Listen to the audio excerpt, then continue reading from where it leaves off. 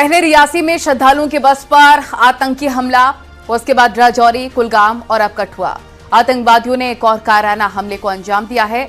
आतंकी वारदात में एक चश्मदीद भी सामने आया है, उन्होंने आंखों देखी बताई है।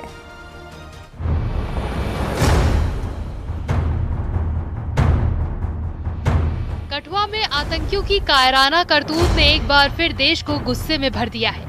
आतंकियों ने हमारे जवानों पर घात लगाकर हमला किया। कठुआ हमले के पीछे की साजिश से पर्दाफाश हुआ है, जिसमें बुज़दिल आतंकियों ने छिपकर वारदात को अंजाम दिया। हमले के वक्त पूरा इलाका गोलियों से गूंज रहा था।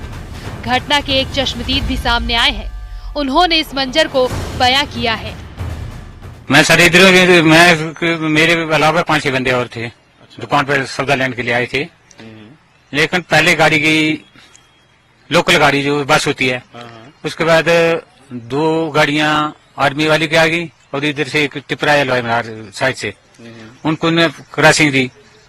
जब क्रॉसिंग दी तो टिपर जहां से इधर पहुंचा था आगे, तो गाड़ी को हम अंदर सौदा दे रहे हैं तो एट ए टाइम फायर हुआ, छोटा फिर बड़ा हो गया। तो हमने जो अंदर आदमी 4-5 बैठे, हमने गाड़ी का आर्मी वाले को गाड़ी का टायर पंचर हो गया, क्योंकि गाड़ियां तो हमने देखी थी, गाड़ी जा रही थी। उसके बाद एट ए टाइम फायरिंग शुरू होगी। सोमवार के दिन घने जंगलों के बीच से सेना का काफिला गुजर रहा था। बड़ी साजिश को अंजाम देने आए दहशतगर्द ऊंची पहाड़ियों पर छिपे थे। जैसे ही सेना की गाड़ियां उनके नजदीक पहुंची, आतंकियों ने अपनी बंदूक सेना के काफिले की तरफ मोड़ दी। ग्रेनेड भी फेंके। जब तक जवान कुछ समझ पाते, आतंकी ताबड़तोड़ फायरिंग करते रहे। इसके बाद आतंकी जंगलों की तरफ भाग गए। उसके बाद से ही दहशतगर्दों की तलाश में भारतीय सेना ने सर्च ऑपरेशन चलाया। जंगल में छिपे आतंकियों की तलाश के लिए ड्रोन और हेलीकॉप्टर की मदद ली जा रही है। इस ऑपरेशन में special force, Jammu Kashmir police, SOG, अर्धसैनिक बल शामिल हैं।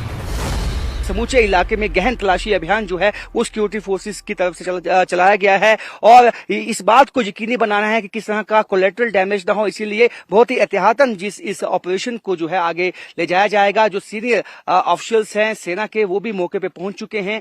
एसओजी और सेना के जवान और साथ में स्नाइपर जो डॉग्स हैं, वो उनकी भी मदद ली जाएगी, ताकि जो आतंकवादी इन्हीं पहाड़ों पे कहीं ना कहीं छुपे हुए हैं और उनको ढूंढ निकालने के लिए सेना जो है अपनी कोशिशें उन्होंने तेज कर दी हैं। जिस तरह का यह अटैक हुआ है, हर कोई गुस्से में है, सदमे में है, क्योंकि काफी लंबे समय के बाद जो है कठुआ में इस तरह का अटैक हुआ है और ये बहुत चिंता की बात इसलिए बन जाती है कि यहाँ जो फॉरेन जो पाकिस्तानी टेररिस्ट यहाँ पे मौजूद है, ये कभी भी किसी भी वक्त जो है हमला कर सकते हैं, सेना पे कर सकते हैं। अमरनाथ यात्रा भी चल रही है, उस पर भी निशाना साध सकते हैं। तो ऐसे में सिक्योरिटी फोर्सेस के सामने चैलेंज यही है कि चाहे मुश्किलें लाख हों, चाहे जितने भी चैलेंजेस हों, जल्द से जल्द जो है इस ऑपरेशन को अपने अंजाम तक पहुंचाना है। और कठुआ में आतंकियों की गुस्ताखी उन पर भारी पड़ने वाली है। उन्होंने अपनी मौत बुला ली है। हिंदुस्तान के जवान उन्हें जल्द ही जहन्नुम पहुंचाएंगे। Bureau report, news 18।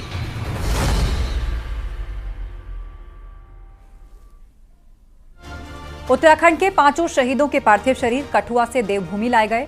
Jolly Grant airport पर सीएम धामी ने जवानों को श्रद्धांजलि दी। शहीदों के परिजनों को उन्होंने सांत्वना भी दी। कठुआ में जो आतंकी हमला हुआ, उसमें भारतीय सेना के 5 जवान शहीद हो गए और ये 5 जवान उत्तराखंड से ताल्लुक रखते हैं, लिहाजा उनके पार्थिव शरीर आज उत्तराखंड पहुंचे हैं। अब यहां से आगे ये उनके पैतृक गांव में पहुंचाए जाएंगे, लेकिन जॉलीग्रांट एयरपोर्ट पर जब सेना उनके पार्थिव शरीर लेकर पहुंची तो यहां पर श्रद्धांजलि देने के लिए शहीदों के परिवार के साथ साथ सूबे के मुख्यमंत्री पुष्कर सिंह धामी भी मौजूद थे। उन्होंने शहीदों को श्रद्धांजलि दी और साथ ही उन परिवार वालों को सांत्वना दी जिन्होंने अपने बेटों को इस कायराना आतंकी हमले में खोया है।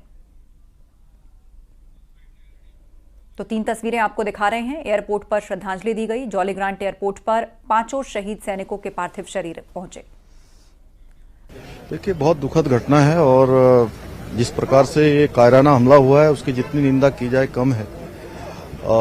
5 भारत माता के वीर सपूत उत्तराखंड देवभूमि के लाल, उन्होंने वो वीर गति को प्राप्त हुए हैं। उनका बलिदान बेकार नहीं होगा, उनका बलिदान काम आएगा और देश की सीमाओं पर जो आतंकवादी हैं, अलगाववादी हैं, जिहादी हैं, उनका खात्मा होगा।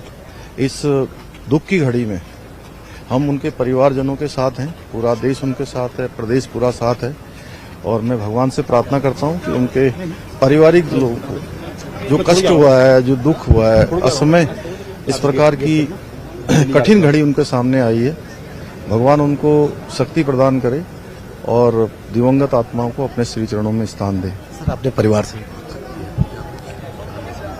हम परिवार के साथ हैं और उनके मान सम्मान के लिए, हमारे वीर बांकुरों के शहीदों के लिए हमेशा वो हमारे स्मरण में रहेंगे और उसके लिए हमारी सरकार लगातार पहले से भी हम प्राथमिकता हमारी रही है कि हमारे वीर जवानों का, शहीदों का सम्मान करना हमारी संस्कृति भी है, हमारे संस्कार भी हैं, वो हम करेंगे। ऐसी दुख की घड़ी में हर तरीके से हम भी उनके परिवार के हैं, हमारे परिवार के हैं, क्योंकि उन्होंने पूरे देश की रक्षा के लिए अपने प्राणों का बलिदान किया है।